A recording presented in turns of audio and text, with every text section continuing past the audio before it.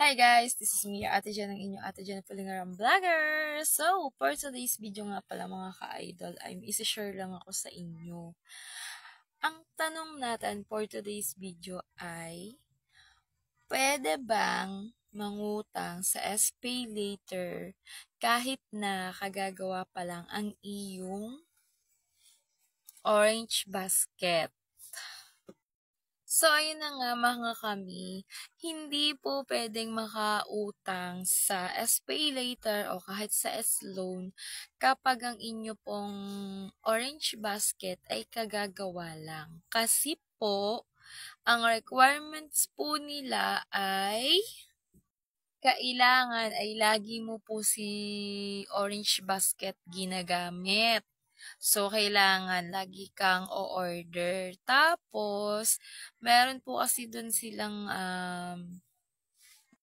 so, ito na mga kami. Tinignan ko pa sa aking, shop. Orange basket. So, meron tinatawag na, Shopee loyalty. So, ibig sabihin, gaano ka nga ba ka-loyal kay Orange Basket? So, since natuto ko ng Orange Basket gumamit ay nag-start akong gumamit nito is 2019. So, 2019.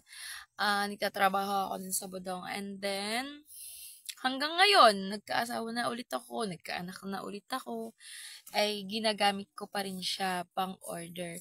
So, dito ako umu-order sa Orange Basket ng mga needs. Syempre, sa mga And then, dati noon, nag-gold na ako sa Orange Basket loyalty.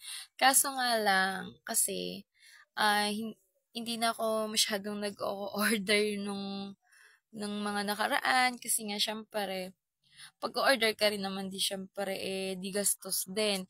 Kumbaga, o-order lang ako kapag kailangan talaga. So, meron silang apat na level. Una muna is yung classic, ay, classic. Tapos, sunod naman ay ang silver. Tapos, sunod ay gold. At saka, ang sunod naman ay platinum. So, ang mga mima nyo ay sa silver pa lang kasi nga ho, hindi po ako masyadong ah, nag-o-order. Kaso nga lang, syempre, di ba, sabi ko nga sa inyo, 2019 hanggang 2025 ay nag-stop man ako ng hindi araw-araw na order. Pero pagka yung kailangan namin ng may bibilhin, doon ako bumibili. Kasi nga, syempre, diba, tingnan mo, napakalaking So, kasi nga mga kami, napakalaking rin naman, discount kapag order ka sa mga online shopping kagaya nga nitong Orange Basket o kaya naman kay, ano bang kulay niya? Blue with purple. Tapos dito kay Black Up. So, malaking tulong din naman kasi tingnan nyo, o-order ka, tapos, mayroon pang coins na pwedeng mabawasan. Meron din silang voucher, lalo na sa mga live, diba? Sa mga nakakapanood dyan. Tapos, free shipping.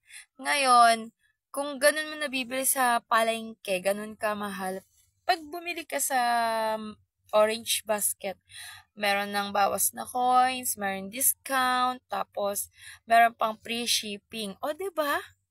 Kaya kumbaga, malaking discount kapag ka sa Orange Basket ka o order or sa mga online shopping shop kasi nga tingnan mo, hindi ka na mamamasahe kasi nga door to door sa'yo ipadadala o tapos hindi ka na mamamasahe. Tapos syempre, pag nagpunta ka ng palengke, pag may nagustuhan ka, pero isa lang yung bibilin mo, mapapabili ka, kaya mapapagastos ka. Kaya nga, ayun nga, hindi po pwedeng makautang sa ating Orange Basket kahit saan pong shopping shopping application kapag hindi ka hindi mo pa siya matagal na ginagamit. So, ayun lang. Thank you for watching.